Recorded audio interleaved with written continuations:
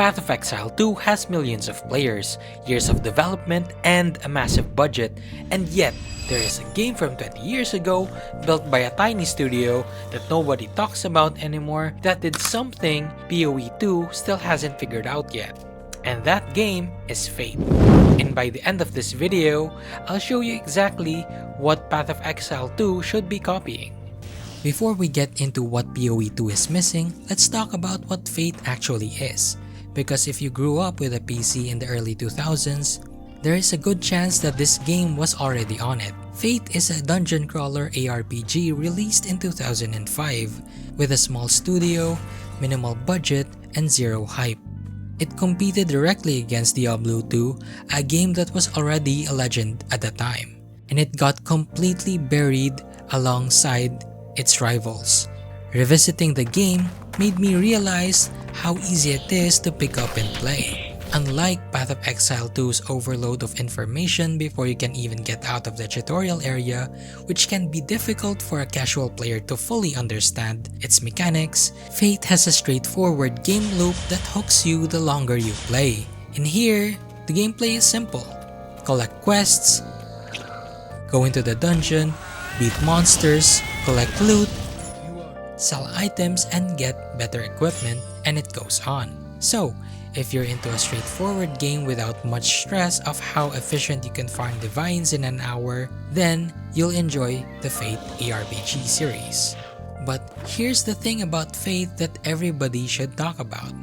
It had an actual pet system in 2005, a real one, not just a cosmetic and follower that just stands there with some animations doing nothing. An actual companion with its own inventory, its own level, and combat role. Path of Exile 2, with all its budget and all its years of development, still does not do this as well as a game from 20 years ago. Your pet in Fate has its own separate inventory.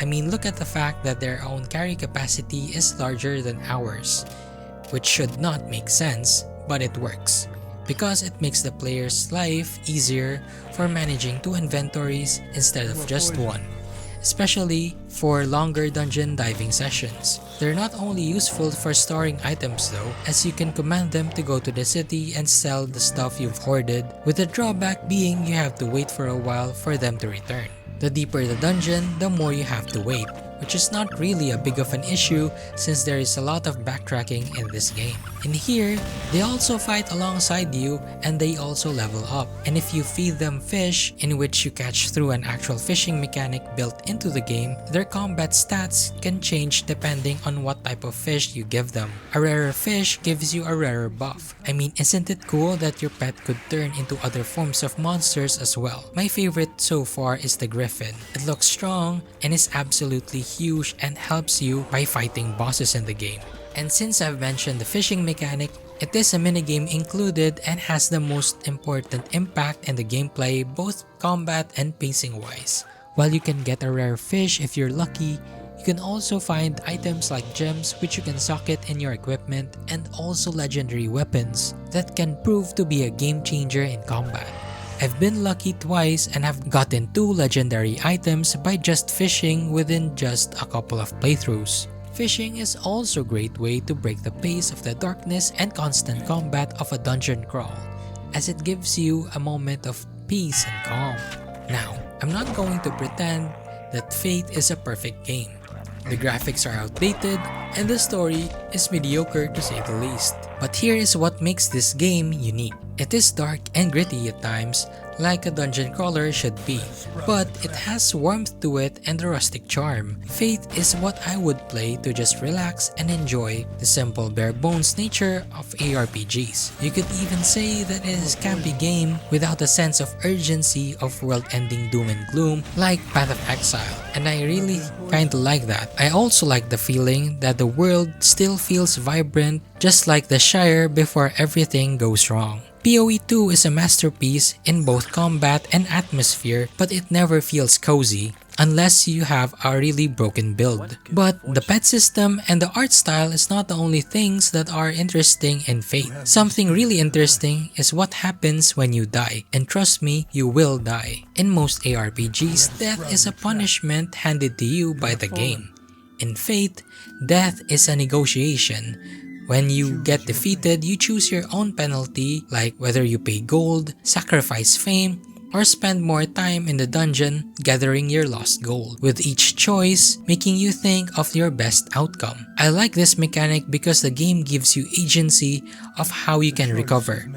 That is a design philosophy that almost no modern ARPG has adopted. Think about how different PoE2's death system would feel if you had that choice. That is the kind of idea that deserves to be copied. Now, here is my honest take on where Fate falls short, because this channel is not about just blind nostalgia. The ranged combat feels unsatisfying. Like, the bow builds in particular feels just like pointing and clicking with no real weight behind them. PoE2's arrow skills with their animations and screen filling effects are genuinely in another league. The trap system in dungeons feels like the game is actively trolling you when you open a crate and you lose health and just discover nothing. And the loot system here is pure RNG with no trade league and no crafting system safety net. Though I did feel that I get a legendary item every 30 minutes, so I wouldn't say that it's difficult to get any. In Fate, you are a solo self-found player whether you like it or not, and that is a real limitation. While the game does not have a full-fledged crafting, it does have the merchant system, which taught me something about the game design in this game that I had completely forgotten. When you open a shop in Fate, most of the items are locked when you first start the game. You can see them, you just can't buy them yet. And that creates something powerful in me, which is curiosity. Every time you cannot afford an item, it becomes a target in which you look forward to buying the next time you level up. So, now every dungeon run becomes a reason to go deeper. That locked item in the shop is a dopamine loop disguised as a storefront, and it is simple and really old, but it keeps me going for longer sessions each time because that item could mean a better defense or offense that makes me stronger in the dungeon. So while playing this game, here is a question that I kept coming back from. Why do we not make games like this anymore? Not because they are technically impressive, but because they are fun and simple to play. Fate does not ask for much. It gives you a dungeon, a pet, a fishing rod, and a reason to go one floor deeper, and that is the whole game. And 17 years later, it still works. Path of Exile 2 is one of the greatest ARPGs ever made, but Fate is a $5 ARPG from 2009 that figured out the pet system, the death negotiation mechanic, and the locked merchant loop before PoE2 was even a concept. And that deserves acknowledgement. Since there have been reboots of older titles like Fable, I'm kinda interested to see what a reboot of the Fate ARPG series, not just a remaster, but a complete overhaul of the mechanics would be like, with inclusions of what worked and removing the things that didn't. So, here is what I want to know. Did you play Fate as a kid? Drop it in the comments. And if you are a PoE2 player who has never heard this game before, try it for the first time. It could be your next obsession if you're burned out of Path of Exile. You owe it to yourself. If this video made you think of a forgotten game you used to love, like and subscribe, because that is what this channel is completely about. So, see you next time and take care. You have received a quest.